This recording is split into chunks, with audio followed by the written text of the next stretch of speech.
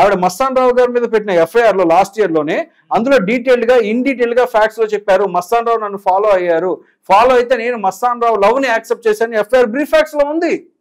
అంటే FIR brief facts ఎక్కడి నుంచి వస్తాయి? ఈవిడ రాసిన కంప్లైంట్ బేస్ చేసుకుని వస్తాయి కదా. అంతే కదా. అంటే ఈవిడ రాసిన కంప్లైంట్ లో మస్తాన్ రావుని యాక్సెప్ట్ చేశారు కదా మీరు, మస్తాన్ సాయిని. మళ్ళీ రాజధాని ఎక్కడి నుంచి వచ్చాడు? రాజధాని ఎక్కడి నుంచి వచ్చారు అంటే అప్పటితో మీ లివింగ్ కట్ అయిపోయింది కదా.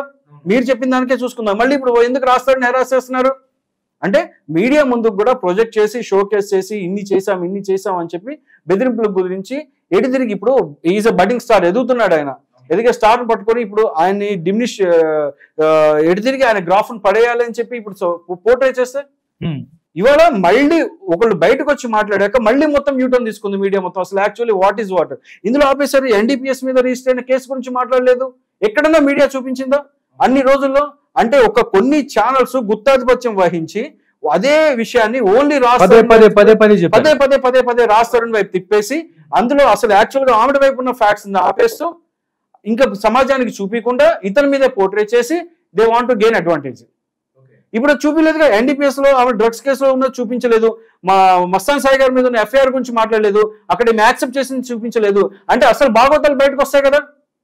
ఇప్పుడు ఆ ఎఫ్ఐఆర్ లో కూడా ఒక విషయం చెప్తాను, ఒక కేసు ఉన్నప్పుడు పూర్వాపరాలు అని చెప్పి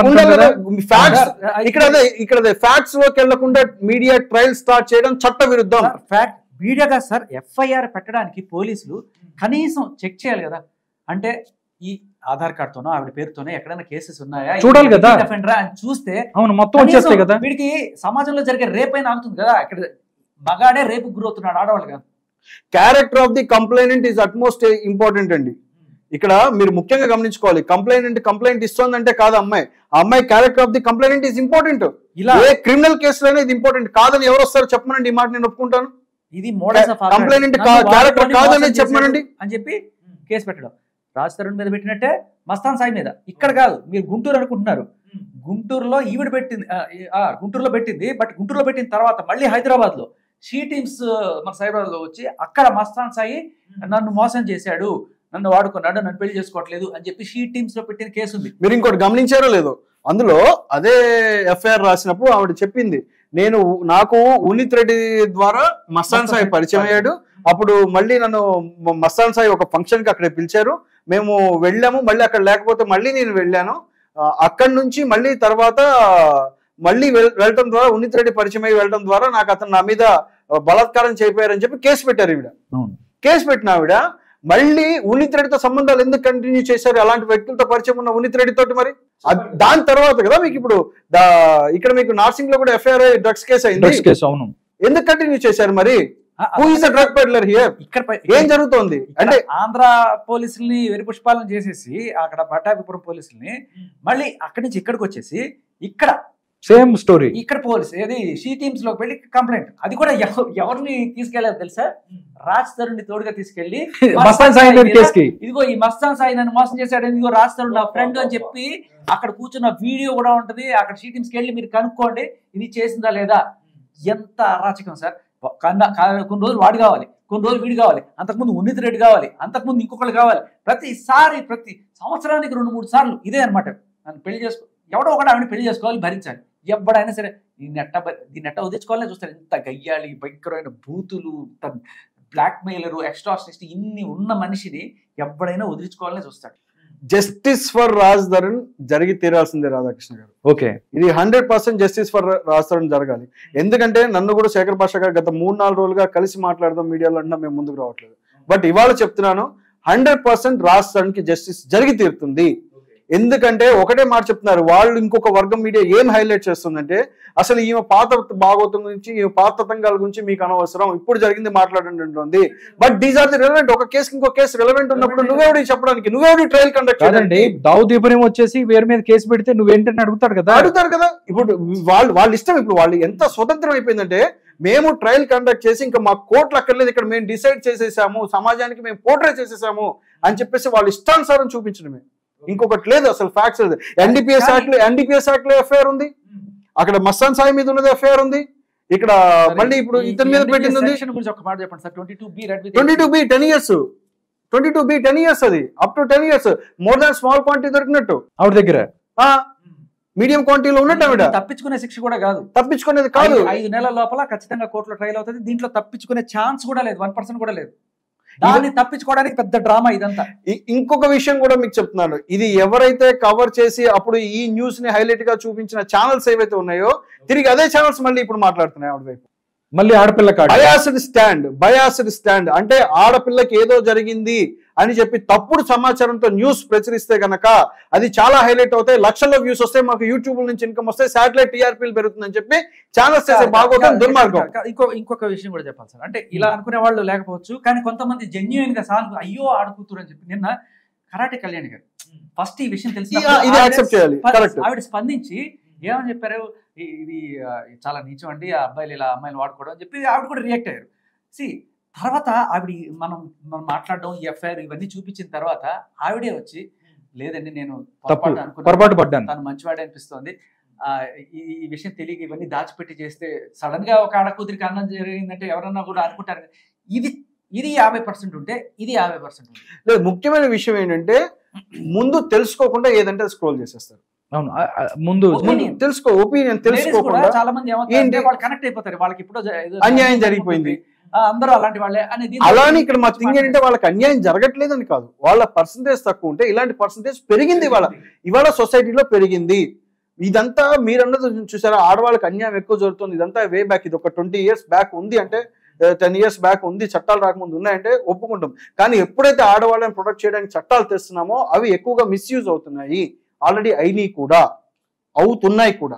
ఇది నేను చెప్పేది కాదు, సుప్రీంకోర్టు వారు స్పష్టంగా చెప్తున్నారు. ఈ కేసు ఇప్పుడు మనం అనుకుంటున్నట్టు మస్తాన్ సాయి మీద పెట్టిన కేసు ఎఫ్ఐఆర్ ఇప్పుడు దాకా అందరూ అనుకుంటున్నారు. అవును, నిన్న నుంచి అనుకుంటా, నేను యాక్చువల్గా యూట్యూబ్ లో అన్నిట్లో కూడా చూపించడం జరుగుతుంది. అవును, మీరు కూడా చెప్పారు మస్తాన్ సాయి. ఒకసారి నాకు మస్తాన్ సాయి ఎఫ్ఐఆర్ కాపీలో అసలు ఏముందనేది ఒక రెండు నిమిషాల్లో మీరు అంటే ఏం పెట్టింది అంటే చెప్పండి. ఏం కదా, రాయల్ అన్నపూర్ణ హోటల్లో రూమ్ నెంబర్ 222 అది వాళ్ళు ఆల్మోస్ట్ అది కేసు.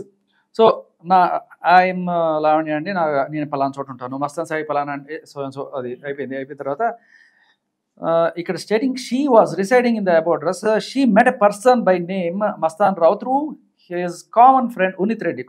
ఉనిత్ రెడ్డి ఎవరంటే తెలంగాణలోనే the most drug peddler, case లేని పోలీస్ స్టేషన్ లేదు. ఓకే, ఆ ఉనిత్ రెడ్డి బాగా పరిచయం. నాకు ఎలా పరిచయం అనేది కూడా ఇంకో ఎఫ్ఐఆర్ లో రాసింది. అదేంటంటే వీళ్ళు ముగ్గురు కలిసి ఒక షార్ట్ ఫిల్మ్ చేశారట, ఈఎంఐ ఇందిరా అండ్ ఉనిత్ రెడ్డి అనే వీళ్ళు ముగ్గురు కూడాను. ఆ షార్ట్ ఫిల్మ్ చేసినప్పుడు బాగా పరిచయం. ఆ తర్వాత మా ఇద్దరికి డ్రగ్స్ అబ్యూస్ కన్స్యూమ్ చేయడము, తర్వాత మెల్లగా దాన్ని కొనుక్కొని అమ్మడము, ఇవన్నీ కూడా అలవాటైనాయి అని చెప్పింది ఆ ఎఫ్ఐఆర్ లో. బట్ ఇక్కడ ఉనిత్ రెడ్డి ద్వారా నాకు మస్తాన్ సాయి పరిచయం. మస్తాన్ సాయి పరిచయం అయిన తర్వాత తర్వాత మస్తాన్ సాయి నాతో కొన్నాళ్ళుగా నా వెంబడి పడ్డాడు and he was loving her అని చెప్పాట. After 1 month she accepted him. అంటే అక్కడ క్లియర్ గా చెప్పింది ఆవిడే స్టేట్మెంట్, ఆవిడ కంప్లైంట్ బేస్ చేసుకునే కదా ఎఫ్ఐఆర్ బ్రీఫ్ ఫ్యాక్ట్స్ రాసేది. అంటే మస్తాన్ సాయి నన్ను ఫాలో అయ్యాడు, ఫాలో అయిన తర్వాత మస్తాన్ సాయిని యాక్సెప్ట్ చేశాను. ఎఫ్ఐఆర్ డేటెడ్ ఎప్పుడు ఇది 23లోది ఎఫ్ఐఆర్. అంటే 10 సంవత్సరాల నుంచి రాజ్ తరుణ్ తో ఉంటే మరి ఈ ఎఫ్ఐఆర్ ఎందుకు పెట్టావు మస్తాన్ సాయి మీద? మస్తాన్ సాయిని యాక్సెప్ట్ చేసావు కదా, ఇక్కడ యాక్సెప్ట్ చేసిన తర్వాత ఏం చేస్తావు?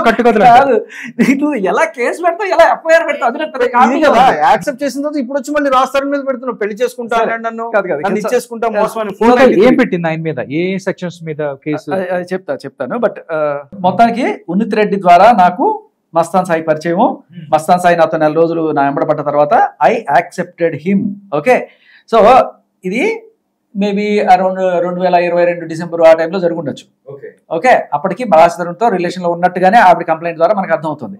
అయితే ఇప్పుడు దీని ప్రకారం ఓకే, మస్తాన్ సాయి నువ్వు లవ్ యాక్సెప్ట్ చేసావు అంటే దాని అర్థం ఏంటి? ఇదర్ మల్టిపుల్ పార్ట్నర్స్ నీకు అలవాట, లేదు నీ లైఫ్ లో ఎవరు నువ్వు కర్స్ అయిన దాని అయితే ఒక నేను వదిలేసి ఇంకోటితో ఉన్నావా, అది కూడా చెప్పాలి. అవును, ఇంకా మీకు ఇంకా క్లారిటీ ఇస్తాను. Okay, accepted him and from then they both meet in her home. Raj Tarun చెప్పినట్టుగానే ఇది యాక్చువల్ మీరు గమనిస్తే హర్ హోమ్ అంటే ఏంటి, కోకాపేటలో రాజ్ తరుణ్ విల్లాలో ఆవిడ పైన ఉండి ఈ డ్రగ్స్ బ్యాచ్ అంతా వేసుకొచ్చి నాన్న అల్లరి చేస్తుందండి అని చెప్పాడు కదా రాజ్ తరుణ్. అదే ఇదనమాట. సో ఆవిడ ఈయన తీసుకొచ్చి రెగ్యులర్ గా ఉంటుంది అనమాట. So her home and when she go to his flat also. ఈయన మస్తాన్ సాయి ఫ్లాట్ కూడా వెళ్ళి చాలాసార్లు గడిపి వస్తూ ఉన్నాను అని చెప్పింది అనమాట. Later she got to know when she went to his flat she got to know he was married as well. Mastan సాయికి పెళ్లి అయిందని తెలిసింది అనమాట. ఓకే, ఇక్కడ వినండి. హఠాత్తుగా దెన్ షీ క్వశ్చన్ హిమ్, నీకు పెళ్ళైందా, నీకు పెళ్ళైందా నాకు ఎందుకు చెప్పలేదు, నన్ను మోసం చేసావు అని చెప్పి షీ క్వశ్చన్ హిమ్. అంటే దీని అర్థం ఇక్కడ మీరు మనం గమనించాల్సింది ఏంటంటే, ఒక పెళ్ళైన అమ్మాయి ఒక పెళ్ళైన అమ్మాయి అనుకో, నన్ను మోసం చేసావు, నీకు పెళ్ళైందని చెప్పలేదు, నాకు పెళ్లి కాకపోతేనే కదా నువ్వు నన్ను మోసం చేశావు, నాకు నిన్ను పెళ్లి చేసుకునే ఒపీనియన్ ఉంటే కదా నువ్వు నాకు పెళ్లి చేసుకునే విషయం నాకు ఎందుకు దాచావంటాను.